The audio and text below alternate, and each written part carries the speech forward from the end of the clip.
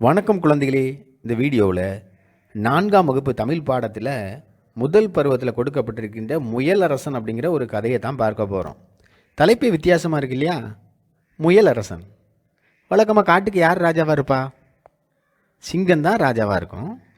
இங்கே முயல் அரசனாக இருக்குது அப்படின்னு சொல்லி சொல்லப்படுது. சரி, எப்படி அந்த முயல் அரசனாச்சு அப்படின்னு சொல்லி பார்ப்போம் வாங்க. ஒரு விவசாயினுடைய தோட்டத்தில் விளைந்திருந்த காய்களையும் கனிகளையும் கிழங்குகளையும் வயிறார தின்று வாழ்ந்து கொண்டிருந்தது ஒரு முயல். ஆனாலும் அதன் மனதில் ஒரு கவலை. அதற்கு காரணம், அது வாழும் அந்த காட்டை பல்லாண்டு காலமாக ஆட்சி செய்து வரும் ஒரு புலியாகும். வித்தியாசமாக இந்த காட்டை ஒரு புலி ஆட்சி பண்ணுது. தொடக்கத்தில் புலிக்கு கிடைக்கும் மரியாதை தனக்கும் கிடைக்க வேண்டும் என்று முயல் விரும்பியது. புலியை விட தானே சிறந்தவன் என்று புலிக்கும் காட்டில் உள்ள பிற விலங்குகளுக்கும் நிரூபிக்க வேண்டும் என முயலுக்கு ஆசை தோன்றியது. வித்தியாசமான ஆசை. முயல் காட்டுக்கு ராஜாவாகணும்னு ஆசைப்படுது. உடனே முயல் சிந்தித்து செயல்பட தொடங்கியது. அதனுடைய சிந்தனை வெற்றி பெற்றதா என்று பார்ப்போம் இந்த கதையில். நல்ல செழிப்பான தோட்டம், சுவையான கேரட், ஆஹா என்ன இனிமை! சுவைக்க சுவைக்க நாவில் நீர் ஊறுகிறதே.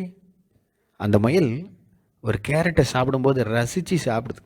அடுத்து கால் மேலே கால் போட்டு ஒரு இடத்துல படுத்து கிடந்து அதை சுற்றிலும் கேரட் இருக்குது, தன்னால் பேசிக்கிடுது. இந்த காட்டில் உள்ள புலி ஏராளமான நம் மூதாதையரை தன் பசிக்கு இரையாக்கியது போல் எஞ்சாவது ஒரு நாள் நம்மையும் கொஞ்சம் தின்று விடுமோ? இந்த கவலையிலேயே வயிறார சாப்பிட்ட பிறகும் கொஞ்ச நேரம் உறங்கி மகிழ முடியாமல் போச்சே அப்படின்னு சொல்லி முயல் நினைக்குது. என்றைக்கா ஒரு நாள் புலி அடித்து சாப்பிட்றோம் அப்படிங்கிற ஒரு எண்ணமே அதை தூங்க விடாமல் பண்ணுகிறது. ஒரு முயற்சி செய்து பார்ப்போம், அதில் தோற்றால் வீர மரணம் அடைவோம். வாழ்நாளெல்லாம் அந்த புலிக்கு பயந்து கொண்டே இருக்க முடியாது. முயலுக்கு வீராவேசம் வந்து விட்டது. அப்போ அந்த பக்கம் காட்டினுடைய ராஜாவாகிய புலி வருது. முயல் பாறையில் ஏறி நச்சுன்னு உட்காந்துக்கிட்டு. புலி முயலை பார்த்து பேசுது, என்னடா நம்ம வாரோம், நமக்கு முன்னாடி ஒரு பாறையில் அட்டனங்கால் போட்டு உட்கார்ந்துக்கிட்டு இருக்க இந்த முயல் அப்படின்னு சொல்லிட்டு புலி கோபத்தில் சொல்லுது, முயலை உனக்கு எவ்வளவு தைரியம்! இவ்வளவு காலம் என்னை கண்டாலே ஓட்டம் எடுப்பாய், இப்போது கால் மேல் கால் போட்டு உட்கார்ந்து இருக்கிறாயா ஒன்ன அப்படின்னுச்சு.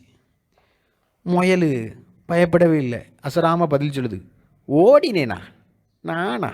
உன்னை கண்டா? உனக்கு செய்தியே தெரியாதா? உனக்கு எங்கே தெரிய போகுது?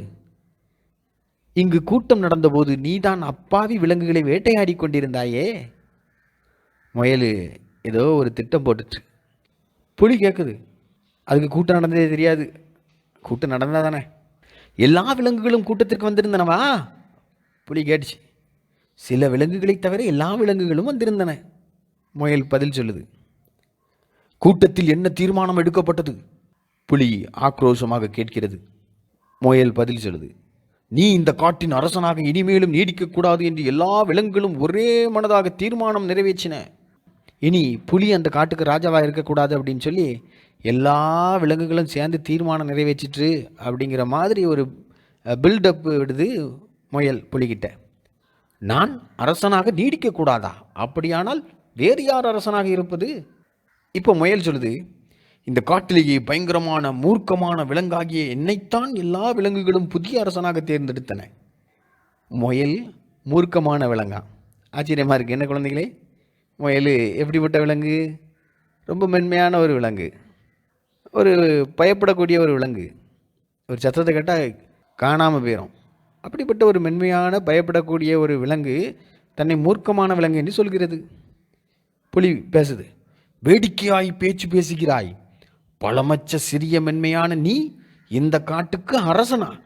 உன்னை இப்போதே அடித்து கொண்டுருவேன் அப்படிங்கிற மாதிரி பேசுது. முயல், உன் முதுகில் என்னை ஏற்றி கொண்டு போ. இக்காட்டு விலங்குகள் என்னை பார்த்து அஞ்சுவதை உனக்கு நிரூபித்து காட்டுகிறேன். முயல் புலியிடம் சொல்கிறது, இந்த காட்டுக்குள்ளே எல்லா விலங்குகளும் நிற்கும், நீ போகும்போது உன் முதுகில் நீ ஏற்றுட்டு போ, என்னை பார்த்து எல்லா விலங்குகளும் பயப்படுறத உனக்கு காமிக்கிறேன் அப்படின்னு சொல்லிச்சு. இப்போ புலி ஏமாந்து போய் அந்த முயலை தூக்கி தன்னுடைய முதுகில் வச்சுட்டு காட்டு வழியாக நடந்து போகுது. எல்லா விலங்குகளும் பார்த்து கொண்டிருக்கின்றன. அப்படி பார்த்துக்கிட்டு இருக்கும்போதே முயல் புலியை பார்த்து சொல்லுது, நட அப்படின்னு சொல்லிட்டு. இப்போ சுற்றிலும் இருந்த விலங்குகள் ஒன்று கொண்டு பேசிக்கொள்கின்றன. இந்த முயல் எப்படி புலியின் மேல் அமர்ந்து வருகிறது? இப்போ புலி விவரம் தெரியாமல் சுற்றிலும் இருக்கின்ற விலங்குகள் எல்லாம் தனக்கு தான் பயப்படுது அப்படிங்கிறது தெரியாமல் தான் மேலே இருக்கிற முயலுக்கு பயப்படுதுன்னு நினச்சிக்கிட்டு பேசுது. எல்லா விலங்குகளும் பயப்படுகின்றனவே, முயல் கொடிய விலங்காகத்தான் இருக்குமோ? இப்போ முயல்கிட்ட பேசுது. முயல் அரசே, நான் உங்களை தவறாக பேசியிருந்தால் மன்னித்து விட்டு விடுங்கள். புலி முயலினுடைய ஏமாற்று திட்டத்தில் ஏமாந்துதான் போய்விட்டது. தன்னை மன்னித்து விட்டு விடுமாறு கெஞ்சியது. முயல் புலியிடம் சொல்கிறது, இப்பொழுது இந்த காட்டுக்கு அரசன் யார்? புலி சொல்கிறது, நீங்கள்தான், நீங்கள்தான் முயல், நீங்கள்தான். முயல் சொல்லிச்சு, சத்தமாகச் சொல். புலி, தாங்கள் தாம் இந்த காட்டுக்கு அரசன். பயத்தில் படுத்தே விட்டது புலி. முயல் புலிகிட்ட சொல்லிச்சு, உன்னை மன்னித்து விடுகிறேன், நீ இந்த காட்டிலேயே இருக்கக்கூடாது, எங்கேயாவது ஓடிப்போய் விடு. புலியும், ஐயோ என்னை விட்டு விடுங்கள், நான் போய்விடுகிறேன் என்று சொல்லியது.